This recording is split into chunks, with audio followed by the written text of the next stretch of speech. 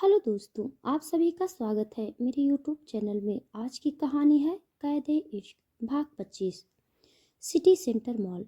जिया और अंकिता मॉल के एक बड़ी सी शॉप में थी। जिया अपने लिए ड्रेसेस देख रही थी और अंकिता उससे कुछ बातें कर रही थी। तभी जिया की नज़र एक ब्लैक कलर की ड्रेस के ऊपर चली गई।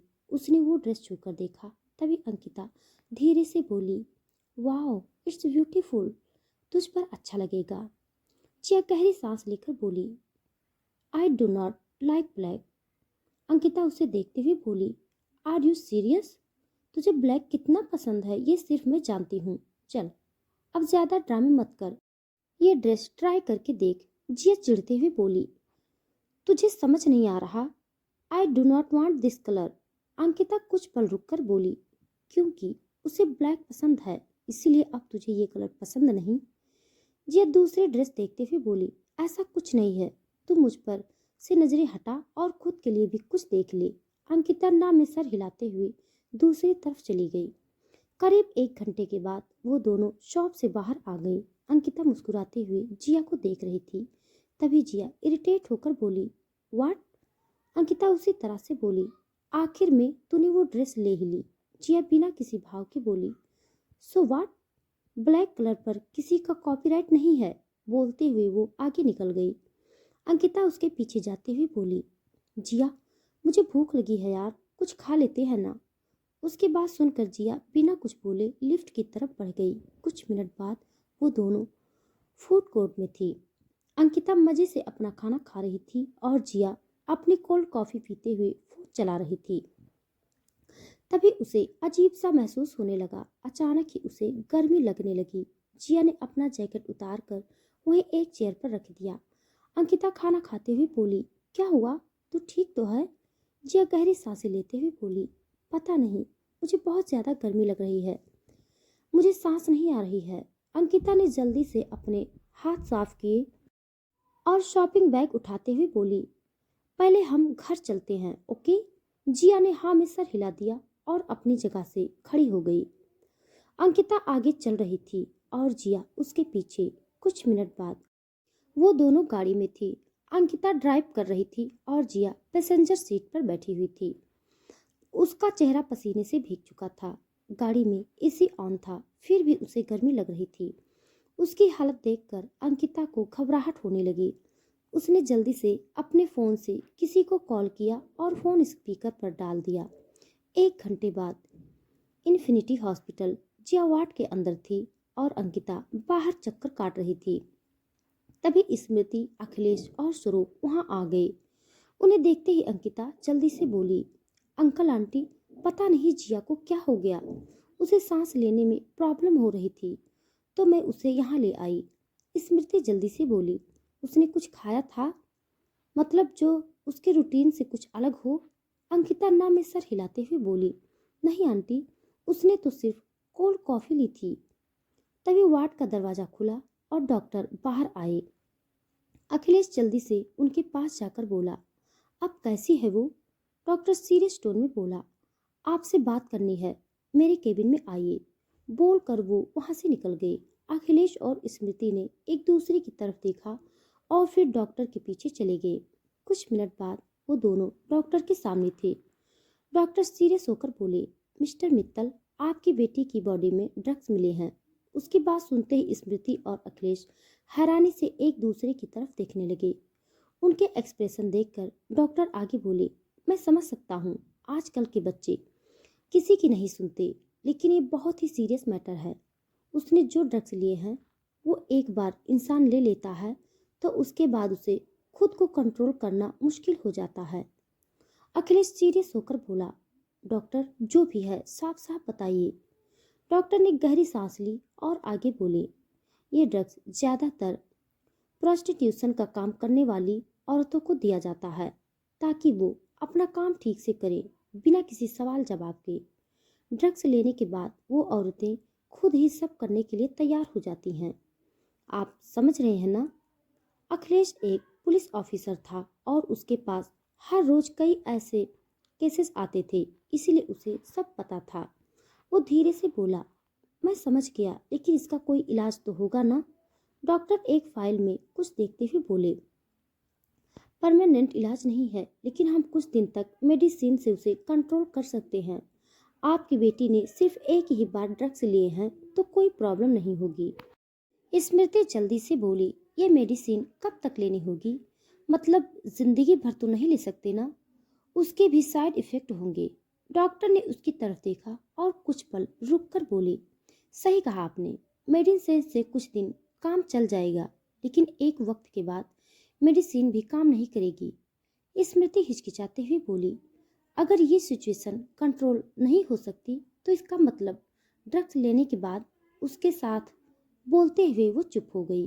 डॉक्टर उसकी बातों का मतलब अच्छे से समझ रहे थे। वो जल्दी से बोले, she has lost her virginity. उनकी बात सुनते ही स्मृति की आंखों में आंसू भरने लगे। अखिलेश उसे कंधे से पकड़ते हुए धीरे से बोला, स्मृति। स्मृति ने उसकी तरफ देखा और धीरे से बोली, मैं उस इंसान को छोड़ूंगी नहीं, उसने मेरी बेटी के साथ। बोलते हुए वो रोने लगी।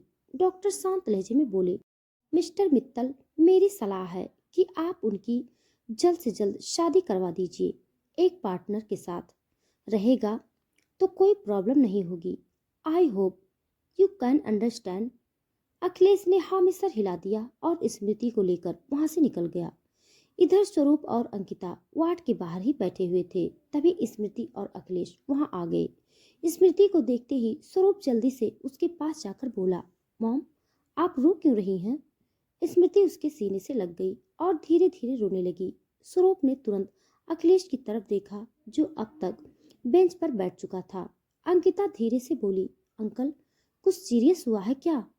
अखिलेश ने उसकी तरफ देखा और नाम में सर हिलाते हुए बोला, कुछ सीरियस नहीं है, बस स्मृति को जिया की फिक्र हो रही है।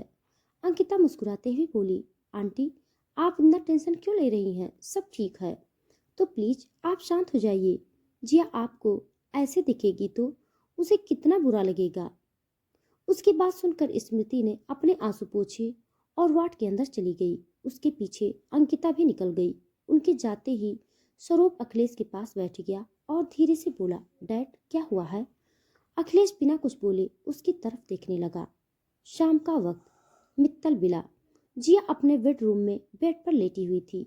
उसकी आंखों में बहुत ज्यादा नींद भरी पड़ी थी, क्योंकि डॉक्टर ने उसे जो मेडिसिन दी थी वो काफी हैवी डोज वाली थी। वो अपनी अधखुली आंखों से सीलिंग की तरफ देख रही थी। तभी उसे अपने सर पर किसी का हाथ महसूस हुआ। उसने धीरे से नजरें घुमाकर उस इंसान की तरफ देखा, लेकिन उसे ठीक से कुछ दिखाई नहीं दे रहा था। तभी उसके कानों में एक आवाज गई, प्रिंसेस सो जाओ, यू नीड रेस्ट। ये आवाज सुनते ही जिया ने तुरंत अपनी आंखें बंद कर ली। स्वरूप ने उसके फोरहेड पर किस कर लिया और ब्लैंकेट से अच्छे से कवर करके वो कमरे से निकल गया। Warner paradise. अखिलेश की गाड़ी वार्नर पैराडाइज के सामने आकर रुकी। गाड़ी रुकते ही स्मृति गुस्से से गाड़ी से उतरकर गेट के पास गई। उसे देखकर गार्ड जल्दी से बोला, मैडम, आप कहाँ चली जा रही हैं? स्मृति उसे घूरते हुए बोली, तुम्हारे बॉस से कहो जिया की माँ उससे मिलने आई है। गार्ड ने एक नज़र उसे ऊपर से नीचे तक देखा और जल्दी से वहां से निकल गया। कुछ मिनट बाद अपने आप ही गेट ओपन हुआ। गेट ओपन होते ही स्मृति जल्दी से गाड़ी में बैठ गई। करीब 5 मिनट बाद वो अखिलेश के साथ पैराडाइज के अंदर थी। इस वक्त हॉल में ग्रेस और पारसी मौजूद थे। स्मृति बेचैनी से बस दानिश के आने का इंतजार कर रही थी। तभी सीढ़ियों की तरफ से आवाज आई, ऑफिसर, तुम्हारी बेटी को छोड़ दिया है मैंने, तो यहाँ आने का क्या मतलब? ये आवाज सुनते ही सबकी नजरें दानिश की तरफ चली गई। उसे देखते ही स्मृति जल्दी से उसके पास गई और अगले ही पल उसने एक जोरदार थप्पड़ दानिश के गाल पर मारा। ग्रेस और पारस अपनी जगह से खड़े होकर हैरानी से उन दोनों को देखने लगे। अखिलेश शांति से अपनी जगह पर खड़ा था। उसे कोई हैरानी नहीं हो रही थी, क्योंकि वो जानता था जब एक माँ अपने बच्चे के लिए स्टैंड लेती है तो किसी की नहीं सुनती। इस बात का एक्सपीरियंस वो कई बार ले चुका था। इधर दानिश ने अपने हाथों की मुट्ठी बना ली और घूरते हुए स्मृति को देखने लगा। स्मृति ने उसका कॉलर पकड़ लिया और गुस्से से बोली, तुम्हारी हिम्मत कैसे हुई मेरी बेटी को ड्रग्स देने की?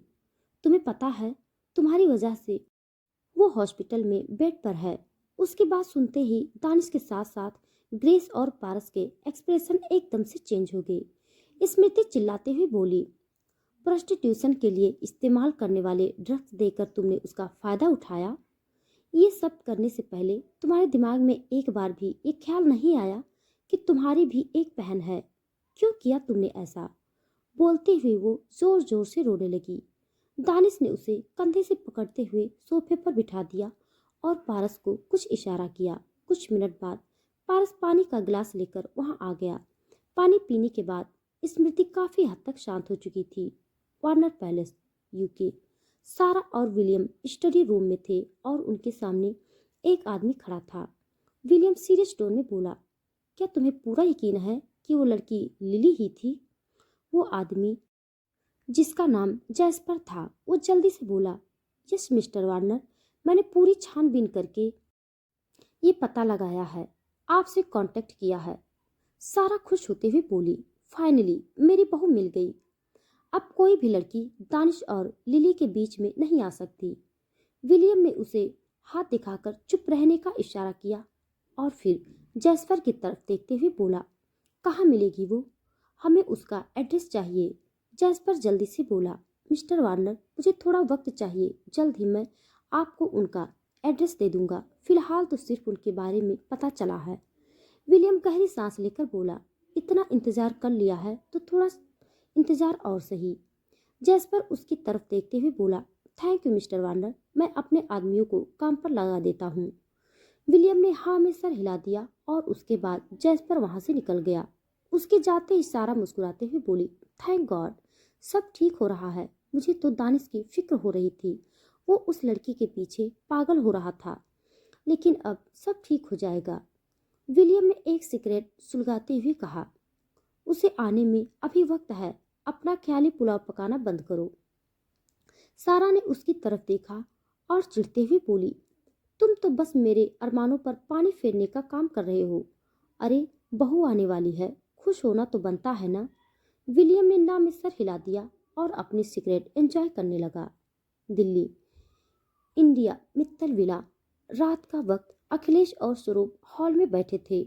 स्वरूप कुछ सोचते हुए बोला, पता नहीं था ये पुनीत मिश्रा इस हद तक गिर जाएगा। उसकी हिम्मत कैसे हुई हमारी प्रिंसेस को ड्रग्स देने की? अखिलेश उसकी तरफ देखते हुए बोला, उसकी जिंदगी बर्बाद हो चुकी है और ये सब दानिश वार्नर की वजह से हुआ है।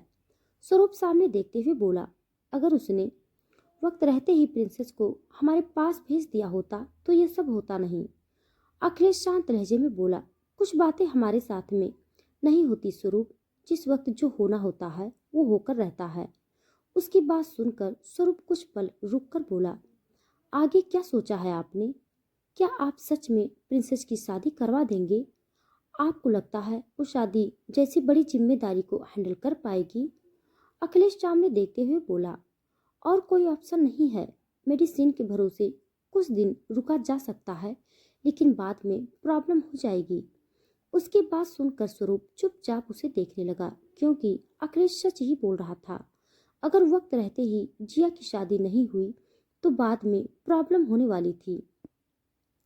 तो दोस्तों, आज के लिए बस इतना। इसके आगे का भाग जानने के लिए आप सब मेरे साथ बने रहिए। हमारी कहानी आप सबको कैसी लग रही है कमेंट बॉक्स में जरूर बताइएगा। तब तक के लिए धन्यवाद।